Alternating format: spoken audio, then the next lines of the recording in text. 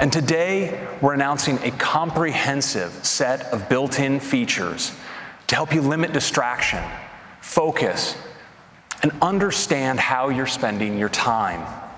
And so we're introducing Do Not Disturb during bedtime, where all you'll see is this, nothing to get you spun up. When you press into Do Not Disturb in Control Center, you can set an ending time for Do Not Disturb, for when you leave a particular location. It's really detailed. You get deep insight on how much time you're spending, where you're spending it, and even how your use breaks down during the day.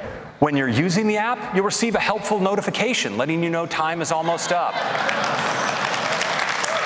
So the Apple announced today this digital well-being initiative, and essentially what it is, it's a set of features that are built into apps that will help you use your device less often, or maybe less frequently. And really what that means is Apple's recognized, I think through some pressure in the industry, that people can get addicted to their smartphones and their mobile technology. And really what these features are is just to help you recognize maybe when you shouldn't pick it up that extra time because you don't really need it. Whenever I leave work, I can just say, heading home. You will get there in 1 hour. I sent a message to Cheryl. Your thermostat is set to 70 degrees and I turned on the fan, playing KQED radio.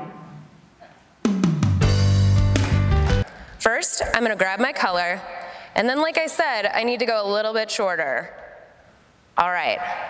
Nope, this is the one. Mommy, I see you on TV. Isn't that fun? How am I doing?